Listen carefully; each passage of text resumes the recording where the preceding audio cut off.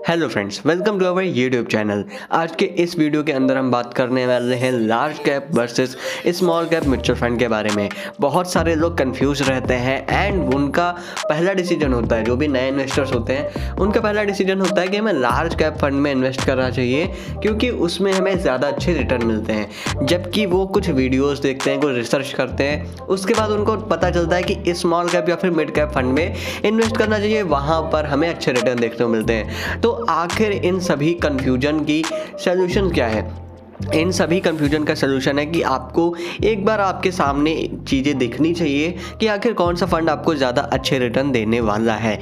तो यहाँ पर मैं फिलहाल के लिए Nippon India large cap fund and Nippon India small cap fund दोनों ही फंड के बारे में बताऊँगा, जो कि एक ही कंपनी के हैं एंड यहाँ पर किस तरह का परफॉर्मेंस देखने को मिलता है एंड बाकी सारी चीज़ें इन्हीं के ऊपर हम बात करेंगे। तो सबसे पहले हम बात कर रहे हैं Nippon India large cap fund के बारे में, जहाँ पर आप देखोगे मैंने रेगुलर प्लान ओपन नहीं किया हुआ है, डायरेक्ट प्लान ओपन किया हुआ है। इसकी एनएवी प्राइसिंग आप देखोगे तो 72 रुपीज़ है। फंड साइज इसका 15,855 करोड़ है। एक्सपेंस रेशियो 0.9% है एंड यहाँ पर आपको ये सारी चीज़ें काफ़ी सही देखने को मिल रही है। बट अगर हम बात करते हैं रिटर्न की, तो एक साल में इसने 28% के रिटर्न दिए हुए हैं।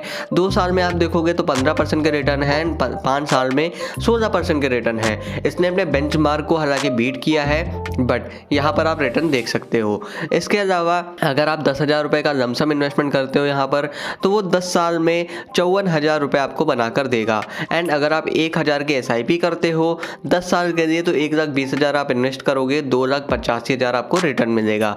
इसी के अलावा टैक्स रेशियो इसमें जो लगता है वो है 1 साल के अंदर रिडीम करने पर 15% और 1 साल के बाद रिडीम करने पर 10%, वो भी 1 लाख के ऊपर के प्रॉफिट पर। इसके अलावा पोर्टफोलियो की बात करते हैं तो यहाँ पर आप देख सकते हो लार्ज कैप इन्वेस्टमेंट 64% है, मिड कैप इन्वेस्टमेंट 11% है एंड स्मॉल कैप इन्वेस्टमेंट 2.94% है। जो इसकी टॉप होल्डिंग्स देखने को मिलती हैं वो HDFC बैंक लिमिटेड में 9% है, ICICI बैंक में 6.05% है, रिलायंस इंडस्ट्रीज में 5% है। तो इस तरह के टॉप होल्डिंग्स देखने को मिल जाती हैं। रिस्क रेशियो की बात करते हैं तो स्टैंडर्ड डिवीजन में हाई वॉलेटिलिटी है, बीटा में भी हाई वॉलेटिलिटी है, Sharpe ratio and 10 years ratio काफ़ी अच्छा देखने को मिल जाता है। पीयर्स कंपेरिजन में आप देख सकते हो यहाँ पर जो इसके अदर फंड्स देखने को मिल जाते हैं, इनका पूरा का पूरा डाटा आप यहाँ पर चेकआउट कर सकते हो एंड अदर फंड जो निप्पॉन इंडिया के हैं वो भी आप यहाँ पर देख सकते हो। इसी के अलावा हम बात करते हैं Nippon India small cap fund की, जिसका मैंने डायरेक्ट प्लान ही ओपन किया हुआ है, जिसकी एनएवी प्राइसिंग आप देख सकते हो 135 रुपये है। फंड साइज इसका 36,539 करोड़ है एंड एक्सपेंस रेशियो आप चेक करोगे तो 0.72% है। Compare to large cap fund इसका एक्सपेंस रेशियो भी कम हो जाता है। अब हम आगे बढ़ते हैं एंड बात करते हैं इसके रिटर्न की।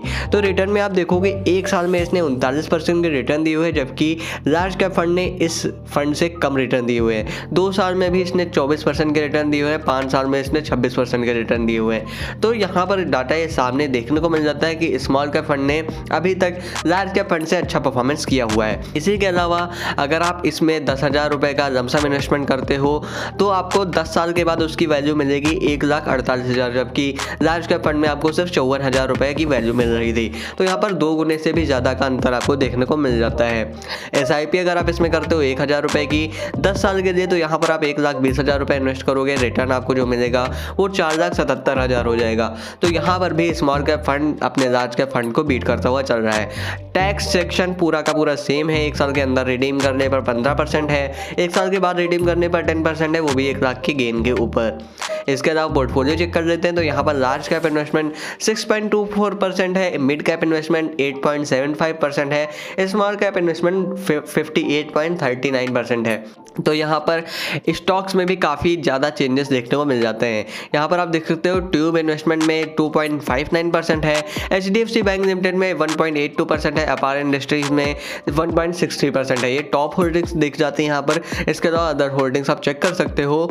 टोटल जो स्टॉक्स है वो 196 है। इसी के अलावा यहाँ पर रिस्क रेशियो आप देख सकते हो, स्टैंडर्ड डिवीजन बीटा दोनों ही हाई वॉलेटिलिटी में देखने को मिल जाते हैं, जो कि सेम देखने को मिलता है बिल्कुल जैसा कि लार्ज कैप फंड में देखने को मिल रहा था। अल्टरनेटिव फंड्स में यहाँ पर आप कंपेरिजन चेकआउट कर सकते हो एंड जो निप्पॉन इंडिया के फंड्स हैं वो भी यहाँ पर देखने को मिल जाते हैं।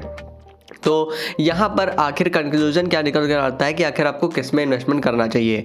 तो यहाँ पर सिंपल सी चीज़ निकल के आती है कि अभी तक जितने भी मैंने एनालिसिस किया हुआ है, इसके अलावा मैंने जितने भी रिसर्च की है अभी तक, तो उसमें यही निकल कर आया है कि स्मॉल कैप फंड थोड़े रिस्की ज़्यादा होते हैं, बट इसमें ज़्यादा पोटेंशियल होता है हाई रिटर्न देने की। अकॉर्डिंग टू गूगल भी आप देख सकते हो कि लार्ज कैप फंड कम रिस्की होते हैं एंड जो mid cap and small cap fund होते हैं इसमें हाइयर ग्रोथ देने की पोटेंशियल होती है compare to large cap fund. तो यहाँ पर ये चीज़ आप खुद भी चेकआउट कर सकते हो। इसी के अलावा अगर आप डिसीजन नहीं ले पा रहे हो तो मेरे हिसाब से आपको यहाँ पर डिसीजन लेने में थोड़ी सी आसानी हो जाएगी।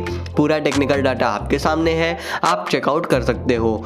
एंड स्मॉल कैप फंड थोड़े से रिस्की ज़्यादा होते हैं बट आपको काफ़ी अच्छे रिटर्न देते हैं। उम्मीद करूँगा आपको ये सारी बातें समझ आ गई होंगी। मेरा यह वीडियो कैसा लगा हमें कमेंट बॉक्स में ज़रूर बताएं। इसी तरह की इंटरेस्टिंग वीडियोज़ देखने के लिए हमारे चैनल को सब्सक्राइब करें। धन्यवाद दोस्तों।